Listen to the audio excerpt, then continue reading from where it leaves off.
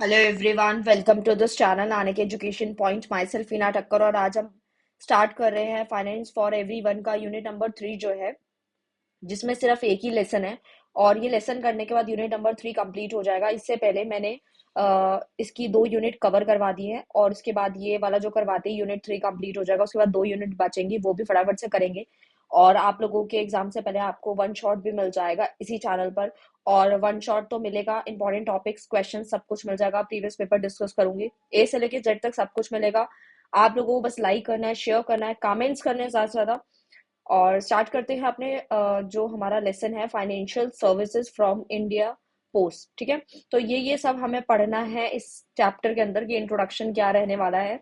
और हमने इसका ओवरव्यू देख रखा है पिछले प्रीवियस चैप्टर में। डिटेल में जानेंगे कि पोस्ट ऑफिस सेविंग स्कीम में कौन कौन सी स्कीम्स आती हैं, कितना कितना एलिजिबिलिटी होती है उनकी, और क्या क्या फायदे हैं इसको करवाने के। तो अगर हम लोग कहीं ना कहीं सेविंग करना चाहते हैं, इसीलिए हमें ये सब पढ़ाया जा रहा है। और जिन्होंने पिछली वीडियो नहीं देखी वो देख लो, क्योंकि अगर आपने वो देख ली तो आपको ये इजीली समझ आ जाएगा।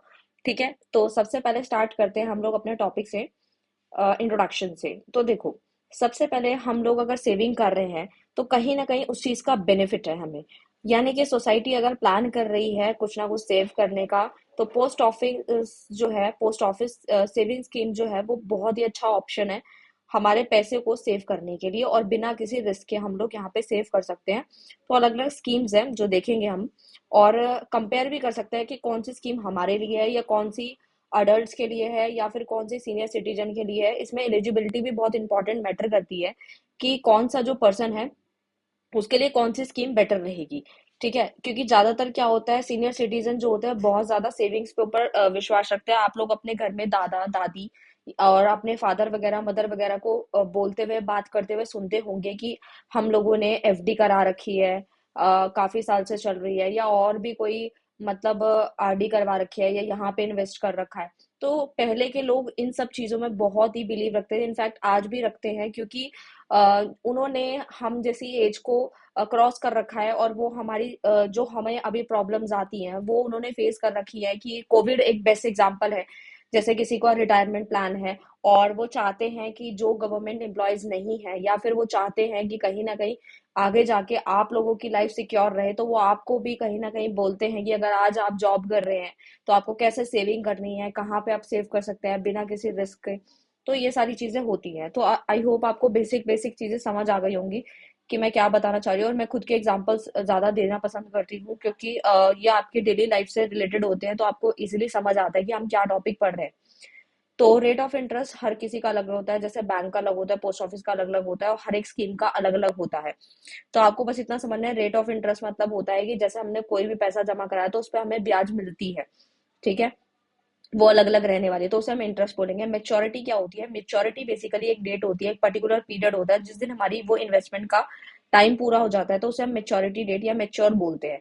जैसे कि सपोज मान लो मैंने आज कोई भी एफडी कराई और 5 साल बाद वो पूरी हो जाएगी, तो जिस दिन वो पूरी होगी तो यानी कि दैट मीन्स वो मेरी जो एफडी है वो मेच्योर हो चुकी है। आपको बस इतना याद रखना है। टैक्स ट्रीटमेंट क्या होता है? टैक्स ट्रीटमेंट मीन्स दैट कि जो interest on from certain scheme से आपने जो इंटरेस्ट अर्न किया है, या फिर an investment in certain scheme, या फिर आपने किसी सर्टेन स्कीम के अंदर कुछ इन्वेस्टमेंट की थी, are both eligible for differentiation income tax treatment. Right, तो उसमें क्या होता है, किसी किसी में टैक्स भरना होता है आपको, किसी किसी में टैक्स डिडक्ट होके ही आपको इनकम जो इंटरेस्ट के साथ है वो मिलती है, किसी किसी में नहीं भी होती। तो हम देखेंगे अभी आगे कि कौन कौन सी स्कीम में है और कौन कौन सी नहीं है।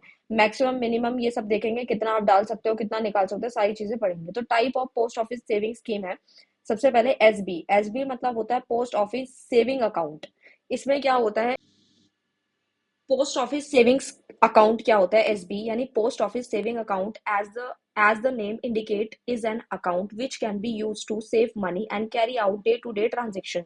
यानी ये पोस्ट ऑफिस की सेविंग अकाउंट होता है जिसके अंदर कोई भी पर्सन अपना अकाउंट खुलवा सकता है। These account can be open with ₹500, 500 रुपए से खुलता है, बाय अ सिंगल अडल्ट और 2 अडल्ट। या तो कोई सिंगल अडल्ट इसे खोल सकता है, या 2 अडल्ट यानी जॉइंट ए और बी। ठीक है, या फिर उनके गार्जियंस खोल सकते हैं, जैसे कोई बच्चा माइनर है जो 18 साल से छोटा है और उसके पेरेंट्स को अभी से टेंशन है कि उसके लिए पैसे जोड़े जाएं, जैसे कि वो लगता है कि 18 साल से छोटा है, उसकी स्टडी के लिए, उसकी मैरिज के लिए, फर्दर किसी भी चीज के लिए, तो गार्जियंस जो है उसके बिहाफ पर वो अकाउंट को मेंटेन करेंगे और पैसा जमा कराते रहेंगे उसी के नाम पर। तो मेरे को लगता है आपको समझ आ गया होगा, माइनर भी आता है और जो अनसाउंड माइंड का पर्सन है, जो कि दिमाग से स्टेबल नहीं है, उसके पेरेंट्स भी खुलवा सकते हैं उसके बिहाफ पर। Above 10 year in his own name, यानी कहने का मतलब ये हुआ कि person less than 18 year of age, जो 18 साल से छोटे हैं, उनका गार्जियन हैंडल करेंगे। अदरवाइज वो खुद ही, अगर वो मेजर होंगे तो वो खुद ही हैंडल कर लेंगे।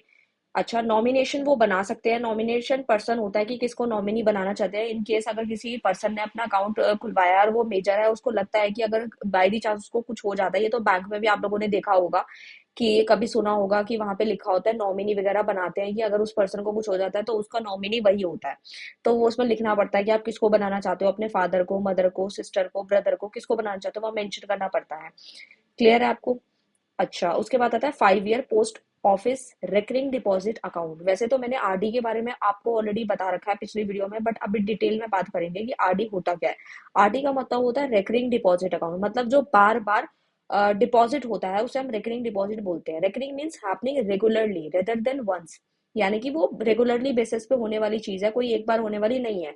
जैसे कि ज्यादातर क्या होता है कि अगर हम एफडी कराते हैं तो वो एक बार करा के हम लोग वेट करते हैं कि हमने 5 साल के लिए कराई, 10 साल के लिए, उसके बाद हम बार बार नहीं करा रहे, उसको रिन्यू कराते हैं, वो बात अलग है। लेकिन रेकरिंग मीन्स आप हर महीने आप उसमें पैसा डाल रहे हैं, है ना।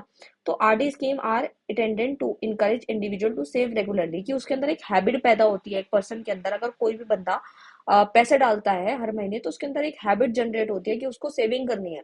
अब कैसे, अगर एक पर्सन 20,000 रुपये अगर कमा रहा है और वो हर महीने 5,000 की आरडी कर रहा है, तो उसे टेंशन रहेगी कि हाँ, मुझे 5,000 पहले अलग से निकालने हैं। अब तो क्या होता है कि कुछ लोग हैं, आजकल तो ऑनलाइन ट्रांजेक्शन हो रही हैं, बट पोस्ट ऑफिस में जाकर करवाते थे पहले भी, अभी भी लोग करवाते हैं। आप लोग कभी पोस्ट ऑफिस में जाकर देखो, काफी सारे सीनियर सिटीजन आपको मिलेंगे। आपकी फादर मदर की एज के लोग भी आपको वहां पर मिल जाएंगे जो ज्यादा ट्रस्ट करते हैं। इनफैक्ट हम लोग भी करते हैं। ओपन एंड मिनिमम जो इसका अमाउंट होता है वो 100 रुपए पर मंथ आप जमा करा सकते हैं, और उसके बाद आप कितना भी डाल सकते हैं, 5,000, 10,000, जितनी आपकी लिमिट है आप उसके अकॉर्डिंग यहाँ पे डाल सकते हैं। These account can be open by single adult भी इसको खोल सकता है, दो अडल्ट ज्वाइंटली भी खोल सकते हैं, और या फिर गार्जियन भी खोल सकते हैं। अगर कोई पर्सन माइनर है या फिर अनसाउंड माइंड का जो 18 साल से छोटा है, वो भी, उसके पेरेंट्स उसको खुलवा सकते हैं। इंटरेस्ट रेट करंटली इसका 5.8% कंपाउंडेड क्वार्टरली है, जो आपको मिलेगा ही मिलेगा, since RD means a chain of deposit. Basically ये चेन ऑफ डिपॉजिट है। Subsequent deposit after opening the account depend upon when the RD account was open, यानी एक बार खुल जाएगा फिर आपको ये जो है डालते रहना है। जैसे आपने सपोज 6 महीने के लिए आरडी कर ली, मैं एक एग्जांपल से समझाती हूँ, रियल लाइफ एग्जांपल्स बहुत बेस्ट होते हैं समझाने के लिए। सपोज आपके पास आपको लगता है कि आप 5,000 रुपए 6 महीने के लिए सेव करना चाहते हो, या फिर 1 साल के लिए करना चाहते हो। चलो मैं एग्जांपल लेती हूँ 6 महीने का, कि आप 6 महीने के लिए आरडी करना चाहते हैं, हर महीने आप 5,500 रुपए डालेंगे। तो इससे क्या होगा, जब वो 6 महीने पूरे हो जाएंगे तो आपको आपका प्रिंसिपल अमाउंट के साथ में इंटरेस्ट जितना भी होगा वो आपको कैलकुलेट होके मिल जाएगा। यही सारी चीजें यहाँ पे एक्सप्लेन कर रखी थी। अच्छा, उसके बाद आता है post office time deposit account, क्या होता है टीडी, यानी कि ये नाम से ही क्लियर है टाइम डिपॉजिट क्या होता है, यानी इसमें टाइम लगने वाला है। इसमें आपको या तो 1 साल के लिए कराना होता है, या 2 साल के लिए करा सकते हो, 3 के लिए या 5 के लिए करा सकते हो। अगर आप 1 साल के लिए कराते हो तो आपका इंटरेस्ट रेट 5% रहने वाला है। 2 साल के लिए कराओगे यानी तो आपका 5.7% रहेगा। और साथ ही साथ अगर 3 ईयर्स का कराओगे तो 5.8% है, 5 ईयर्स के लिए कराओगे तो 6.7% है। आप ये देख रहे होगे कि जितने ज्यादा साल के लिए कराओगे उतना इंटरेस्ट रेट ज्यादा होगा, तो इसीलिए वो इंटरेस्ट अपने आप कैलकुलेट करता रहता है। तो अगर आप, जैसे किसी के पास एक अमाउंट अच्छा खासा पड़ा है, 2 लाख पड़े हैं, 3 लाख या 10, सपोज आपके पास 1 लाख पड़े हैं, आपको उसकी अभी नीड नहीं है, आपको लगता है कि मुझे 2 साल बाद चाहिए, तो आप जो है 2 साल के लिए कर देंगे। इससे क्या होगा, इंटरेस्ट आएगा। लेकिन अगर घर में पड़े रहेंगे तो आपको कुछ भी नहीं मिलेगा उसका, है ना। तो ये क्या आपका सेफ है, जो कि कोई रिस्क फ्री है, जो कि आप आराम से यहाँ पे डाल सकते हो और आपको इंटरेस्ट भी मिल जाएगा जैसे ये मेच्योर हो जाएगा तो। और ये अकाउंट फिर से वही है, जॉइंट भी खुलवा सकते हो, माइनर भी खोल सकते हैं, उसके पेरेंट्स वगैरह खुलवा देते हैं। ज्यादातर जो होते हैं एफडी वगैरह करवा देते हैं पेरेंट्स, जिनके पास थोड़ा एक्सेस में पैसा पड़ा होता है तो वो बच्चे के नाम पे खुलवा देते हैं। अच्छा, उसके बाद क्या होता है कि यहाँ पे 5 year TD special is in one respect, one can claim an income tax deduction भी इसमें मिल जाती है। और कौन से एक्ट में, under section 80C of the income tax act 1961 के अकॉर्डिंग। अच्छा, उसके बाद बात करते हैं, इसमें वही सारी चीजें एक्सप्लेन कर रखी हैं, आप पेपर में इसी को एग्जाम्पल डाल के और फर्दर इसको एक्सप्लेन कर सकते हैं। अच्छा, उसके बाद आता है हम लोगों का ये क्वेश्चंस वगैरह है, जब मैं इंपॉर्टेंट क्वेश्चंस बताऊंगी तो आप सिर्फ मेन मेन कर लेना। Post office monthly scheme account क्या होता है, जिसे हम MIS भी बोलते हैं। If you are substantial sum of money you may want to invest in a manner that pay you are certain sum on a regular monthly basis पे अगर आप करना चाहते हैं तो MIS जो है tended to cater to such requirement. This account can be open by single adult भी खोल सकता है, फिर से वो जॉइंट भी है, गार्जियंस वाली सेम पॉइंट है, आप लिख सकते हो। MIS account can be open with the sum of money in multiples of ₹1000 के अकॉर्डिंग भी खोल सकते हैं। एंड द मैक्सिमम इन्वेस्टमेंट की लिमिट है इसमें बताई गई है, मैक्सिमम कितना डाल सकते हो, 4.5 लाख इन अ सिंगल अकाउंट। अगर सिंगल अकाउंट खोला है तो 4.5 लाख रुपए तक डाल सकते हो, और आपका जॉइंट अकाउंट खोला है किसी के साथ में तो 9 लाख ही डाल सकते हो, उससे ज्यादा नहीं डाल सकते क्योंकि ये मैक्सिमम अमाउंट है। द रेट ऑफ इंटरेस्ट जो इसका मिलेगा आपको 6.7% मिलेगा पर एनम पेबल मंथली, जो कि आपको मिल जाएगा। तो ये मैंने आपको बता दिया। उसके बाद आते हैं हम लोग अपना सीनियर सिटीजन सेविंग स्कीम क्या होती है, जिसे हम SCSS बोलते हैं। As the name indicate the scheme is meant preliminary for senior citizen, जो कि हमारे सीनियर सिटीजन के होते हैं, individual above 60 years of age beside retired civilian employees above 55 years of age and below 60 years। मतलब जो कहीं ना कहीं 55 years से अबव है और 60 साल से कम है, तो उनके लिए सीनियर सिटीजन स्कीम अवेलेबल है। जो मिनिमम डिपॉजिट होता है स्कीम के अंदर वो 1000 रुपये होता है, और इसमें वही deposit in multiples of ₹1000 subject to maximum limit इसकी 15 लाख है। और इसका जो इंटरेस्ट रेट है वो 7.6% पर एनम पेबल क्वार्टरली मिलेगा। और जो भी इसके लिए प्लान कर रहे हैं वो सीनियर सिटीजन प्लान कर सकते हैं और उनको एक अच्छा खासा इंटरेस्ट मिल जाता है। उसके बाद बात करते हैं पब्लिक प्रोविडेंट फंड अकाउंट, जिसे हम PPF बोलते हैं। PPF जो होता है account is perhaps one of the most well known scheme है ये लॉन्ग टर्म इन्वेस्टमेंट है, जो 15 साल की स्कीम होती है, जो इनकरेज करती है हमारी रेगुलर सेविंग को बढ़ाती है।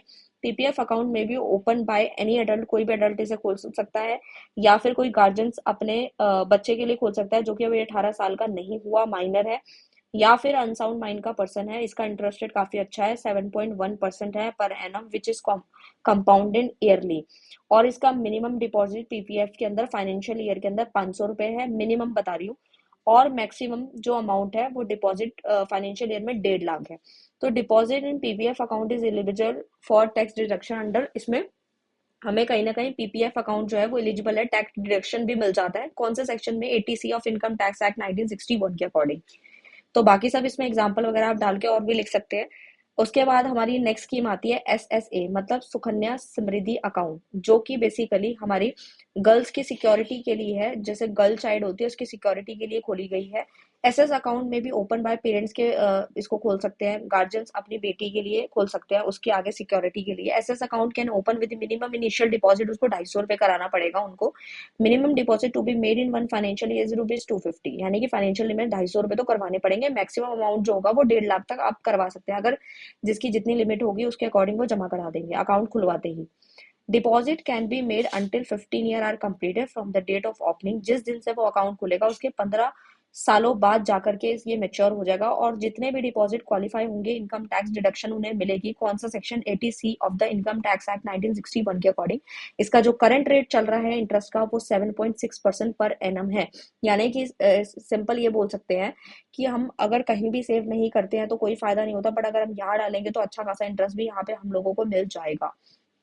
सो फिर आता है नेशनल सेविंग सर्टिफिकेट्स आता है NSC, जिसमें ये इशू किया गया था। 8th issue is a saving option है, ये भी 5 ईयर मेच्योरिटी है इसकी।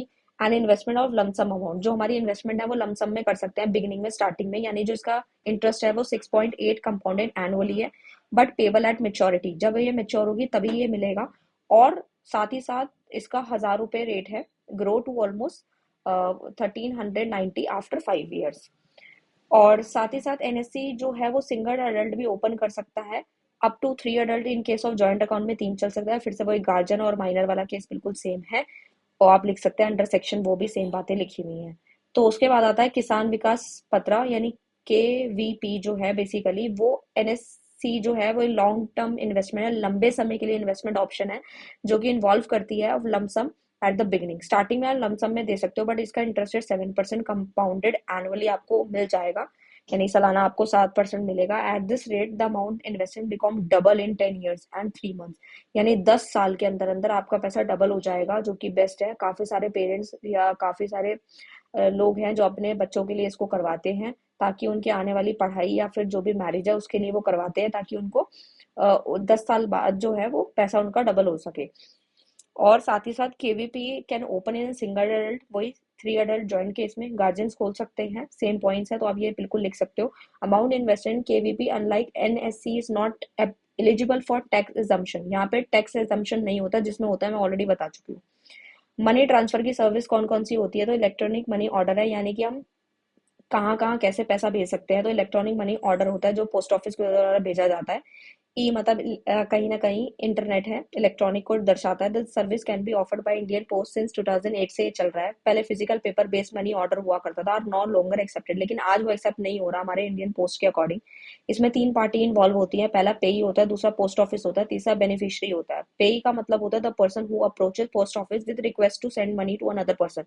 यानी कहीं ना कहीं वो पर्सन जो कि अप्रोच कर रहा है पोस्ट ऑफिस को, रिक्वेस्ट कर रहा है कि उसका मनी जो है वो सेंड कर दिया जाए, तो वो पेई होता है। पोस्ट ऑफिस है एक बेसिकली एजेंट का काम करता है। और बेनिफिशियरी यानी the person to whom the payee want to send the money, यानी जो कहीं ना कहीं ऐसा पर्सन जो whom the payee want to send the money, जो कि पैसे भेज रहा है, पेई जिसको भेज रहा है, तो वो हमारा बेनिफिशियरी है जिसको पैसा मिल रहा है। उसके बाद अगर हम बात करें तो वेस्टर्न यूनियन मनी ट्रांसफर क्या होता है? जैसे ये service basically result of collaboration होती है between India Post and Western Union. This service enable receiving money from abroad call international inward money remittance to customer in India.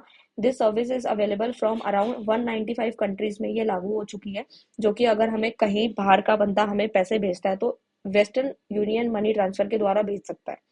Indian post payment bank कौन कौन से है? Saving account है, current account है, ये आप लोग ऑलरेडी पहले मैं आपको पढ़ा चुकी हूँ, तो आपने ये पढ़ा होगा। और बस यही था इस पूरे चैप्टर के अंदर जो मैंने आप लोगों को बता दिया है, और पहले की 2 यूनिट भी कंप्लीट करा दिए हैं। सो मिलते हैं नेक्स्ट वीडियो में नेक्स्ट टॉपिक के साथ। Thank you so much.